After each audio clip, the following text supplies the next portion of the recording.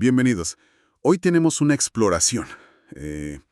Fascinante. Vamos a analizar información sobre una figura que, la verdad, llama la atención. Jong-un Kim, de Corea del Sur. Ajá. Conocido por tener un coeficiente intelectual, estratosférico, ¿no? Se habla de 276, 280. Y lo interesante es que recientemente ha declarado públicamente y con mucha fuerza su fe cristiana. Y ahí está el centro de todo, ¿verdad? La pregunta que surge inmediatamente es, ¿cómo una mente así, metida de lleno en matemáticas, física teórica? Claro, en inteligencia artificial, neurociencia, campos súper exigentes. Exacto. ¿Cómo llega a declarar que Jesucristo es Dios? Parece, no sé, una contradicción a primera vista. O quizás algo más profundo. Precisamente, nuestra idea hoy es desgranar un poco estas afirmaciones, ver el contexto que nos presentan los datos que recibimos, siempre de forma objetiva, solo exponiendo las ideas como están circulando. Entendido. Y bueno, para análisis así en profundidad, consideren suscribirse a Informante Apolo. La misión entonces es clara, ¿no? Intentar entender un poco las capas de esta historia. Una mezcla de intelecto extremo, ciencia muy de vanguardia y una espiritualidad muy abierta. Exacto. Vayamos a los detalles. Empecemos por definir quién es este Jong-un Kim según la información que tenemos. ¿Vale? Se le presenta como matemático, físico teórico, también autor. La Giga Society, esta organización para gente con IQs altísimos, Sí, muy exclusiva. lo reconoció en 2024. Le dieron un puntaje de 276. Eso lo pone en un percentil, casi imposible de imaginar, 99.9999999. ¡Wow! Y se menciona que su trabajo ha sido citado en lugares como el MIT, Cambridge, KIST, colaboraciones internacionales, o sea, un perfil académico potente. Potentísimo. Y el núcleo de la polémica reciente, o de la conversación al menos, es esa declaración en sus redes sociales, ¿no? Esa misma. Cito, creo que Jesucristo es Dios, el camino, la verdad y la vida. Directo, sin rodeos. Muy directo.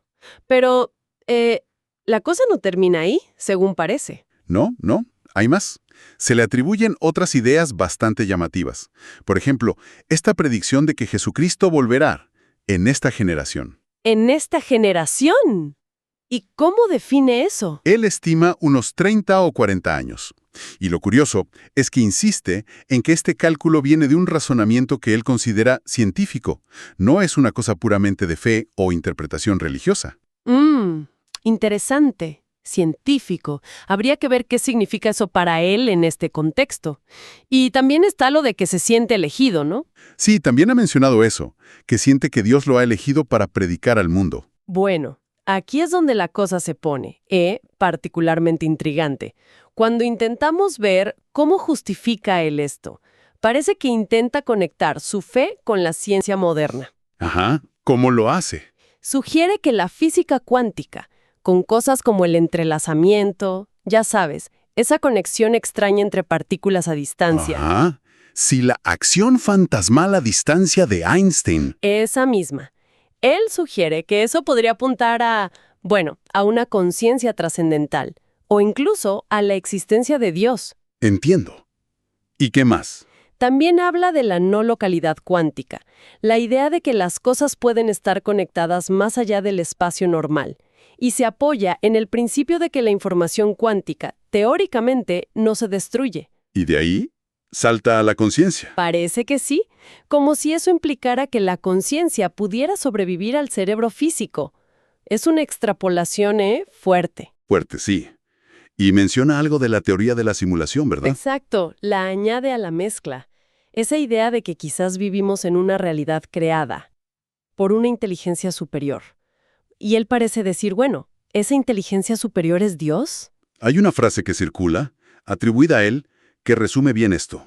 ¿Cuál? Dice algo como, mi inteligencia no es una barrera para la fe. Al contrario, me ha llevado a reconocer la profundidad de lo que dijo Cristo. Es una afirmación potente. Va en contra de la narrativa habitual de conflicto, ¿no? Totalmente. Nos lleva directo a esa tensión histórica, ciencia versus religión. Durante mucho tiempo, la visión mecanicista del universo parecía chocar con la fe. Claro, el universo como un reloj predecible. Pero ahora, figuras como Kim parece que encuentran en la física moderna, sobre todo la cuántica, con su indeterminismo y sus rarezas, como una puerta, Una especie de, compatibilidad. o al menos una apertura conceptual. ¿Recuerda esa metáfora que a veces se le atribuye a Heisenberg? ¿La del vaso de ciencia? Exacto. El primer sorbo te vuelve ateo, pero en el fondo del vaso Dios te espera. Ahora, hay que ser muy claros aquí, ¿eh? Por supuesto. Esta interpretación de la cuántica para apoyar ideas religiosas es la postura de Kim.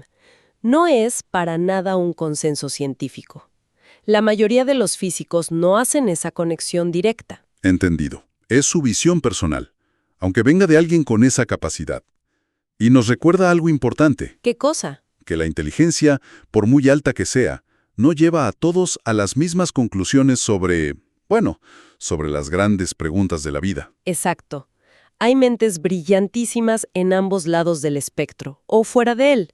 No hay una única respuesta dictada por el IQ. Entonces, para ir resumiendo lo que hemos visto en estos materiales, tenemos a un científico con un IQ récord, Reconocido internacionalmente. que hace afirmaciones religiosas muy fuertes. Y no solo eso, sino que intenta activamente construir puentes entre la física moderna y sus creencias. Y la intriga sigue ahí, ¿verdad? ¿Cómo funciona eso en una misma mente? Explorar los límites de la física y al mismo tiempo tener una fe tan declarada, tan específica. ¿Se apoyan mutuamente, como él dice? ¿O son mundos separados? Es la gran pregunta que deja su caso. Si este análisis les ha parecido interesante, si quieren seguir explorando temas complejos desde distintas perspectivas, los invitamos a suscribirse a Informante Apolo. Y como reflexión final, más allá de Jong-Hoon Kim, les dejamos esta pregunta. A medida que la ciencia avanza y entendemos más del universo, ¿creen que eso nos acerca o nos aleja, como humanidad, de las preguntas sobre, sobre la trascendencia, el propósito, el sentido último de todo esto? Una pregunta para pensar.